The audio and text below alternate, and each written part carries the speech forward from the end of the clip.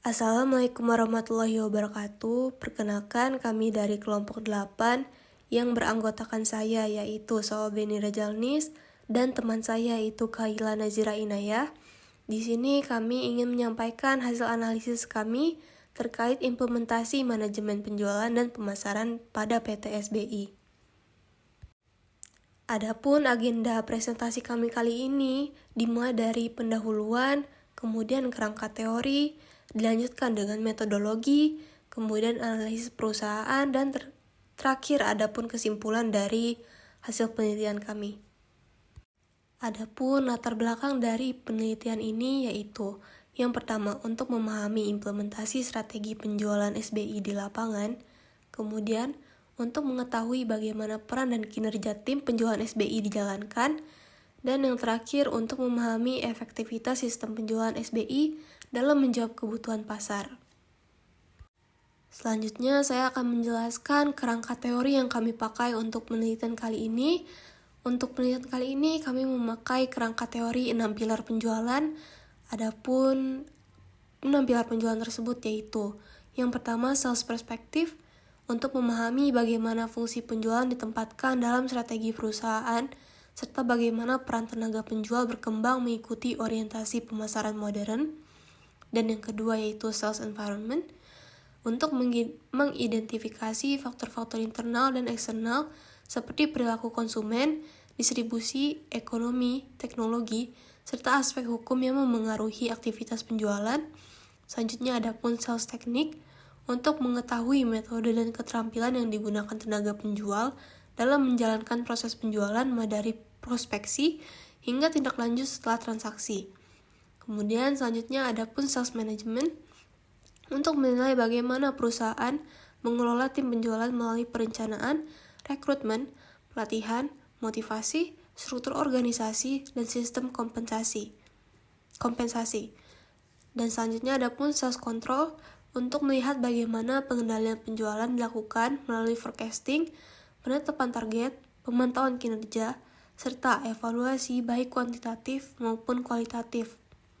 Dan yang terakhir, ada pun sales motivation, mobilization, dan multiplication, untuk memahami dorongan kerja tenaga penjual, arahan yang diberikan manajer, serta bagaimana coaching dan kepuasan pelanggan dapat memperkuat dan memperluas dampak kinerja penjualan. Selanjutnya, ada pun referensi utama penelitian kami yaitu kami memakai 2 buku. Yang pertama yaitu Selling and Sales Management oleh Jober and Lancaster, dan yang kedua kami menggunakan buku The Ultimate Sales Manager Playbook Becoming a Successful Sales Leader oleh Bill Zipp. Adapun metode penelitian yang kami gunakan yaitu yang pertama pendekatan kualitatif deskriptif, untuk menggambarkan kondisi dan praktik penjualan berdasarkan temuan lapangan. Dan yang kedua kami menggunakan analisis data tematik dan naratif untuk mengelompokkan temuan utama dan menjelaskannya kembali secara runtut dalam bentuk narasi. Baik, selanjutnya adalah analisis perusahaan dari PT SBI. PT SBI merupakan perusahaan manufaktur produk susu terkemuka di Indonesia.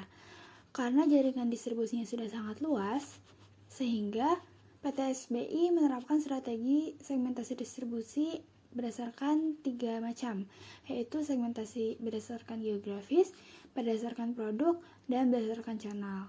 Yang pertama, segmentasi berdasarkan geografis. PT SBI menerapkan sistem ini karena dapat mengefisiensikan biaya operasional hingga 40 hingga 60%, dan juga skalabilitasnya bisa lebih cepat untuk distribusi ke daerah baru. Kemudian yang kedua, terdapat segmentasi berdasarkan produk karena salah satu produk dari PT SBI ini ada merupakan susu untuk ibu hamil, maka segmentasi untuk ibu hamil itu terdapat marketing dan strategi khusus untuk penginklusian di offline store-nya. Dan untuk segmentasi distribusi ini biasanya diterapkan di event hut kota besar, supermarket, dan festival. Kemudian yang terakhir ada segmentasi berdasarkan channel. Di sini ada beberapa channel yang diakuisisi oleh PT SBI, yaitu channel Tokopedia, Shopee, Lazada, Klik Indomaret, dan lain sebagainya yang tidak bisa kami sebutkan di sini. Untuk strategi segmentasi ini yaitu berupa flash sale, paid day campaigns, dan bundling eksklusif di e-commerce. Oke, next terdapat struktur divisi sales dan marketing dari PT SBI. Jadi di sini ada 3 bagian besar yang menangani tiap-tiap segmentasi distribusinya. Jadi modern trade itu dia menangani segmentasi khusus untuk produk, general trade khusus untuk geografis, dan e-commerce khusus untuk channel.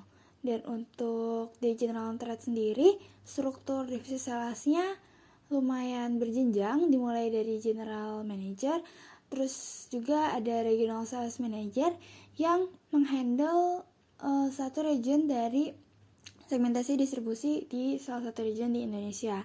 Kemudian di bawah regional sales manager terdapat associate sales manager, ada sales manager, sales supervisor, dan key account manager. Nah, setiap region itu sendiri menghandle juga distributor di region tertentu. Selanjutnya kita masuk ke perspektif dan peran PT SBI dalam aspek sales and marketingnya. Yang pertama yaitu SBI sebagai coach. Di sini SBI rutin menerapkan dan mentraining para salesnya untuk meningkatkan kompetensi dari sales-salesnya itu sendiri. Kemudian selanjutnya terdapat SBI sebagai strategis. Di sini SBI berperan dalam membuat, merancang, dan menerapkan konsep pemasaran yang inovatif dan engaging bagi seluruh konsumen produk SBI. Kemudian juga SBI sebagai inovator. Nah, di sini PT SBI selalu mengedepankan research and development-nya untuk meluncurkan produk baru yang strategis. Selanjutnya ada SBI sebagai business support. Di sini untuk bagian general trade, SBI menyediakan materi promosi dan program trade marketing yang disertai dengan intensif untuk para distributornya. Kemudian selanjutnya ada SBI sebagai researcher, yaitu melakukan riset pasar untuk beradaptasi dengan perubahan kebutuhan konsumen. Dan yang terakhir, SBI sebagai brand builder. Di sini SBI harus membuat citra yang baik agar memiliki brand awareness yang tinggi dan bervalue tinggi di mata konsumennya. Baik, selanjutnya kita masuk ke sales environment. Jadi praktik sales di PT SBI ini menghadapi 3 aspek, yaitu persaingan industri FMCG yang tinggi, variasi perilaku konsumen regional, dan ketergantungan pada distributor dan kemampuan eksekusi lapangan. Nah, yang kita tahu sendiri, industri FMCG itu sangat cepat ya dinamikanya, dan juga karena FMCG ini merupakan kebutuhan yang masyarakat tuh konsumsi sehari-hari, sehingga bargaining power-nya rendah, dimana apabila ada harga yang lebih murah dibandingkan produk SBI misalnya, mereka akan cepat gitu beralih merek. Nah, hal itulah yang harus dihadapi oleh divisi sales dari PT SBI. Kemudian variasi perilaku konsumen regional yang berbeda-beda. Jadi kebiasaan konsumsi, tingkat daya beli, dan preferensi keluarga di berbagai daerah di Indonesia itu berbeda-beda. Misalnya ada yang menganggap di daerah tertentu ada yang menganggap produk susu itu merupakan kebutuhan primer, sedangkan di daerah lain produk susu bisa dikesampingkan bahkan tidak dikonsumsi secara rutin. Kemudian faktor yang terakhir yaitu ketergantungan kepada distributor dan kemampuan eksekusi lapangan. Jadi karena di general trade sendiri SBI itu bekerja sama dengan berbagai distributornya, sehingga sales dari PT SBI ini harus menjaga ketersediaan stok dan kualitas eksekusi di toko sesuai dengan standar mereka. Jadi mereka perlu melakukan kontrol, coaching, dan monitoring rutin di tiap distributornya. Oke, selanjutnya ke teknik penjualan yang diterapkan oleh PT SBI. Yang pertama itu ada segmen ibu dan balita, yaitu untuk penjualan produk untuk ibu hamil. Jadi terdapat SPG di toko offline-nya, dan kemudian SPG tersebut menginput data ibu melalui aplikasi internal. Kemudian nantinya ibu tuh akan mendapatkan pesan broadcast melalui WhatsApp. Dan apabila si ibu dan dari balita ini mengorder kembali produk SBI, maka ia akan terus-menerus mendapatkan poin banking. Nah, apabila poin bankingnya terkumpul, nantinya ia bisa menukarkannya ke website tersebut. Kemudian untuk segmen B2C, teknik penjualannya itu ada dari e-commerce landing page management dan strategic product bundling, reward setiap minimal pembelian, dan flash sale. Sedangkan untuk general trade, yaitu teknik penjualan untuk B2B, terdapat katalog promo bulan yang berbeda-beda, intensif yang menguntungkan, dan coaching negosiasi oleh sales manager. Selanjutnya saya akan menjelaskan analisis dari segi manajemen dan kontrol penjualan. Dari segi manajemen sendiri, PT SBI melakukan 2 aktivitas utama, yaitu yang pertama, real-time performance management yang mencakup daily tracking via aplikasi internal dan morning coordination meeting. Aktivitas yang kedua ada coaching terstruktur, yaitu dari area manager kepada manajer distributor. Selanjutnya dari segi kontrol penjualan, mereka melakukan aktivitas berikut, yaitu yang pertama identifikasi bagi segmen atau region yang underperformance. Kemudian setelah mengidentifikasi, mereka melakukan retargeted and coaching, mencakup penetapan target baru yang lebih realistis, coaching langsung dari regional sales manager atau associate sales manager. Kemudian mereka melakukan field accompaniment atau kunjungan lapangan bersama, dan selanjutnya mereka melakukan perbaikan display dan aktivasi trade marketing.